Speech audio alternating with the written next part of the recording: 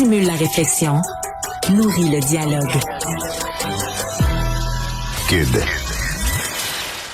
Avec nous, Étienne-Alexandre Beauregard, qui est chercheur pour l'Institut Cardus. Toujours passionnant, tes points de vue.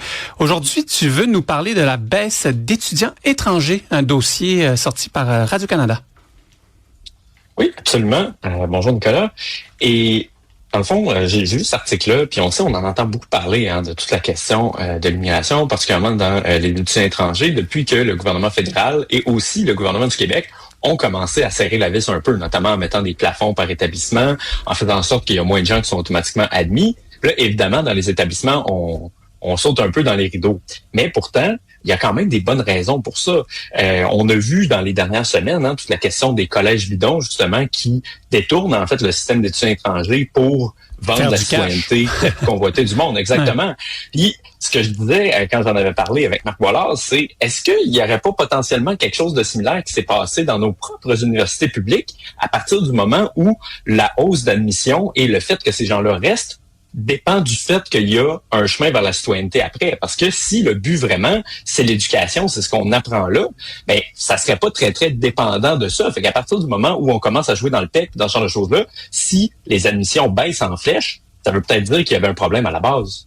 Mais est-ce que c'est vraiment une manne financière pour l'université? Genre en conseil d'administration, disons, là, ils se disent, bon, ben là, on a besoin de faire plus d'argent, donc ouvrons les portes aux étudiants étrangers qui payent beaucoup plus cher leurs inscriptions. Tu sais, est-ce que c'est vraiment voulu, là, tout ça, ou est-ce qu'on en a besoin pour remplir les salles de classe? Écoute, moi, je veux pas donner de mauvaises intentions à qui que ce soit. Là. J'aime présumer de la bonne foi des gens. Mais ce qu'on voit, par contre, dans les chiffres, c'est que à partir du moment où il y a eu certains changements réglementaires qui favorisent justement l'augmentation de revenus dans les universités quand ils reçoivent des étudiants étrangers, il y a eu une augmentation complètement hors de proportion. Là, en fait, jusqu'en 2017, la formule de calcul est ainsi faite que oui, les étudiants étrangers payaient davantage, mais en fait, les surplus par rapport aux étudiants québécois étaient mis dans une espèce de pot commun qui ensuite était redistribué également à la grandeur du réseau. Donc, ça fait en sorte que si vous êtes une institution, vous n'avez pas un avantage particulier à faire ça parce que vous en touchez juste très indirectement et très partiellement les profits. Mais à partir du moment où on a changé ça, le gouvernement de M. Couillard, qui a fait en sorte que chaque université, en fait, garde les surplus qui sont générés par l'afflux d'étudiants étrangers, bien, on a vu une augmentation. Puis moi, je pense qu'on peut dire que c'est corrélé dans la mesure où, effectivement, quand on paye plus pour faire quelque chose, c'est le principe de base de l'économie que tu vas tendre à le faire davantage. Et donc, oui, je pense qu'il y a quelque chose de concerté là-dedans. Puis il y a aussi l'argument de dire, bon, est-ce que il y a certains programmes qui seraient pas pleins sinon? Mais à ce moment-là, si c'est vraiment juste ça la question, ben pourquoi on pense pas aussi aux formules de financement puis de dire, est-ce qu'on a besoin d'autant d'étudiants dans les classes? Parce qu'on est à une autre époque, niveau fécondité, niveau démographie, que ce qu'on a été jadis. Là. Et puis ces étudiants-là, est-ce qu'on a la proportion qui reste et puis qui crée une réelle valeur, en quelque sorte, pour le Québec? Ou ils viennent chercher un diplôme, viennent chercher souvent un passeport, puis après ils repartent, mais sachant qu'ils peuvent revenir à tout jamais ici quand bon leur semble? Écoute, j'ose croire que ceux qui viennent pour le passeport tendent à rester, mais dans les chiffres qu'on voit, par exemple, qui sont préoccupants, moi, je regarderais pas la portion qui reste versus qui part, parce que d'une certaine manière, si tu étudies à l'international, c'est pas toujours pour t'établir dans ce pays-là. Tu sais, moi, par exemple, j'ai étudié pendant presque un an à Paris. C'était pas parce que je voulais devenir français, c'est juste parce que c'était une bonne université. Je savais que je voulais apprendre là-bas. Puis je sais, par exemple, qu'il y a des gens, justement, moi, j'ai des amis qui sont allés étudier au Royaume-Uni, qui sont allés étudier aux États-Unis. C'était pour cette raison-là. C'était pour aller chercher un bagage de connaissances qu'ils pourraient ensuite ramener au Québec pour enrichir le Québec. C'est un peu ça le principe de base des études à l'étranger. Moi, par contre, quand je regarde les chiffres, ceux qui m'inquiètent, c'est quand on a vu, par exemple, à l'UQAC, donc à Chicoutimi, un nombre assez préoccupant d'étudiants, je pense que c'était dans les centaines, là, qui arrivaient avec le visa d'étudiants étrangers, ne se présentaient jamais à leur cours, ne payaient jamais leurs frais de scolarité, demandaient l'asile pour pouvoir rester. Fait que rendu là, quand il y a de la fraude comme ça, c'est pas juste une affaire de collège bidon. Fait que rendu là, moi, j'ai beaucoup de misère à lancer la pierre au gouvernement, autant fédéral que québécois, quand ils vont serrer la vis pour éviter le genre d'abus, puis dire, bon, peut-être qu'il y a certaines institutions aussi qui n'ont pas un rayonnement mondial et donc qui vont pas attirer des étudiants étrangers toujours bien intentionnés. Là. C'est pas toutes les universités qui sont pareilles. Harvard, c'est pas non. Effectivement. Et puis la qualité du diplôme, elle doit être impactée par ça, parce que plus il y a de monde, on s'entend, moins la qualité peut rester assez haute, là. Ah ben là, tu touches le vrai point. Tu sais, moi, ça fait pas longtemps que j'ai gradué de ma propre maîtrise. Puis quand je parlais à des amis, pas forcément dans la même institution que moi, c'était un peu l'éléphant dans la pièce, tu sais, de dire, bon, c'est rendu quoi la qualité du diplôme? C'est quoi aussi le niveau parfois des personnes qu'on fait entrer? Il n'y a pas toujours de vérification. Puis ça, il y a quelque chose qui a éclaté là-dessus dans les médias. À l'ENAP, je me souviens, c'était sorti pendant le temps des fêtes. Pas grand monde qui en avait parlé. Mais c'est des gens, en fait, du secrétariat là, des admissions qui disaient, écoutez, des fois, il y a des gens qu'on accepte qu'on n'est même pas capable de vérifier si l'institution pour laquelle ils ont un diplôme existe, si le diplôme est valide. Puis il y a des gens qui viennent me voir pour me demander bonjour madame, c'est quoi l'établissement où je suis en ce moment? Fait que, quand on arrive à ce niveau-là, c'est normal qu'on resserre, là, parce que sinon, ça devient juste l'éducation n'est plus la mission de ça. Non, absolument. Autant on veut une démocratisation de la formation, de la haute formation en quelque sorte, mais autant on veut garder le niveau aussi pour pas commencer à donner en quelque sorte ou à vendre un fameux diplôme de maîtrise ou pire un doctorat, là. Tu sais, c'est vraiment quelque chose à surveiller. On passe de l'école ou de l'université à l'autobus, tiens. À la fameuse passe de bus universel du PQ, l'idée lancée en grande pompe la semaine dernière. Qu'est-ce que t'en penses? Ben, écoute, je pense que c'est une politique qui se défend.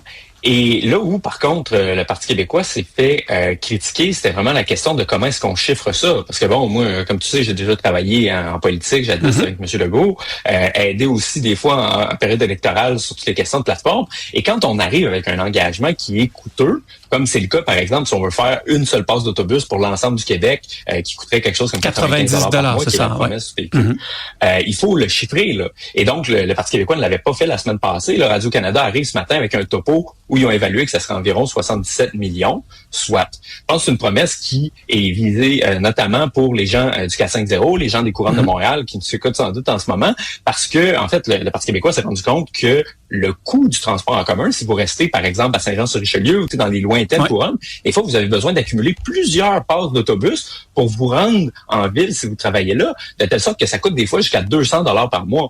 Et là, est-ce qu'on peut les comprendre si d'abord ils visent ces électeurs-là, s'ils veulent favoriser l'adoption du transport en commun, d'arriver avec une promesse comme ça? Moi, je pense que ça se défend tout à fait dans la mesure où est-ce que si ça vous coûte 200 $ par mois, pratiquement un paiement de voiture, bon, dépend de la voiture, mais est-ce que vous allez avoir un incitatif? T'sais, probablement pas. Puis moi, c'est la réflexion qu'on a eue à la fin de l'article de Radio-Canada où on nous a sorti un expert de quelque sorte qui disait, mais est-ce que ça serait pas en quelque sorte une subvention à l'étalement urbain si on vient réduire le coût du transport en commun pour les banlieues? Là, je t'avoue, Nicolas, que j'ai un peu sauté sur mon siège. Je me disais, ben là, est-ce que quand on réduit le coût de la vie pour les gens qui restent en banlieue, on encourage l'étalement urbain?